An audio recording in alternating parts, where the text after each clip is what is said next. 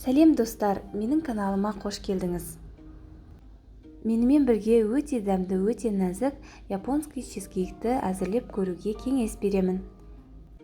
Арасы көтеріліп воздушный болып тұрады, жегенде ауызда ериді. Міндетті түрде жасап көріңіздер. Ол үшін бізге сары май, қант, сүт, жұмыртқа, ұн, творожный сыр, разрыхитель және де лимонның соғы қажет болады. Ең алдымен осындай ыдысқа сүтті, сары майды,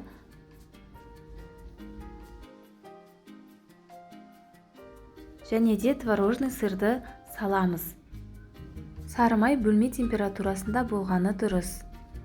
Өйткені пеште творожный сыр мен сары май еріп, бірдей консистенцияға енгенше, яғни бір келгі болғанша орташа отта араластырып отырамыз. Араластырып отыруды ұмытпаймыз. Оға дейін жұмыртқаны ағын мен сарысын бөліп аламыз. Жұмыртқаның ағына сарысы кішкентай да болса да түсіп кетпеуі қажет. Және де жұмыртқа міндетті түрде холодильниктен шыққан салқын болуы қажет.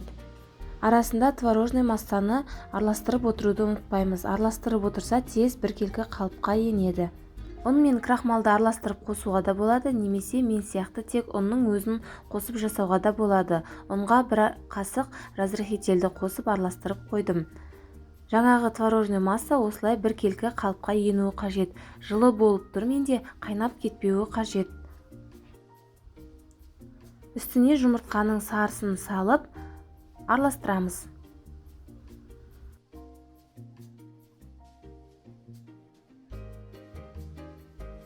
Жұмыртқаның ағуызын аппақ пена болып көпіргенше, формасын жақсы ұстап тұратындай болғанша миксерлейміз.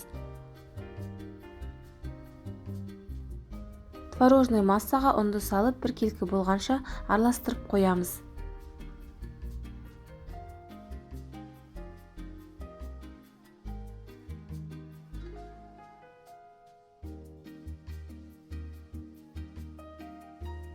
Жұмыртқаның ағуызы қоюлана бастаған кезде қантты салып миксерлеуді жалғастырамыз.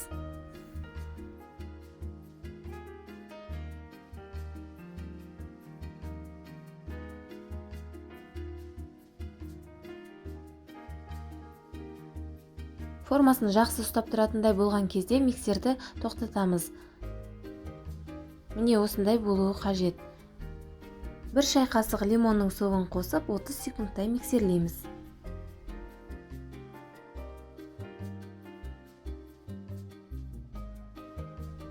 Міне осындай болуы қажет. Ыдысты төңкеріп көргенде ақпайтын, формасын жақсы ұстайтын болуы керек. Араластыруға ыңғайлы болу үшін жаңағы творожный массаны басқа ыдысқа аударып алдым.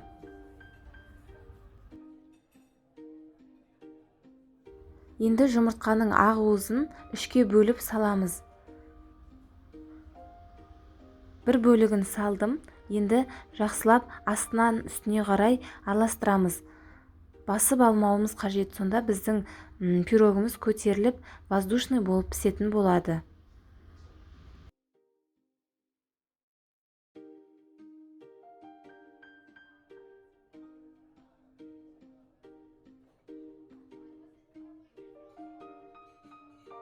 Осылай аз-аздан қоса отырып, біркелкі болғанша астынан үстіне қарай араластырамыз.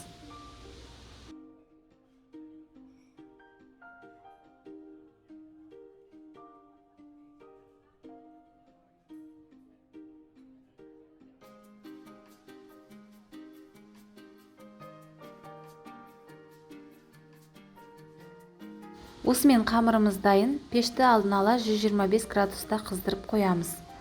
Бізге екі ыдыс қажет болады. Бисквитке арналған форманың диаметрі 18 сантиметрден кем болмауы қажет. Тестаның бәрін құямыз. Егер де сізде темір қалып болса, онда жан-жағын фольгамен орап, арасына су кіріп кетпейтіндей етіп, астын бәрін ораймыз, жан-жағына пергамент қағазын төсейміз. Диаметрі 18 сантиметрден үлкен ыдысқа жасауға болмайды, онда біздің пирогымыз аласа болып қалады. Екінші ыдысымыз үлкендеу болғаны дұрыс, өйткені жылы су құямыз.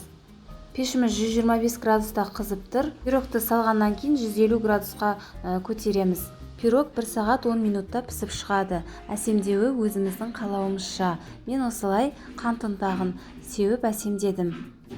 Пирог толық суығаннан кейін жей болады. Осымен біздің пирогымыз дайын. Міндетті түрде жасап көріңіздер.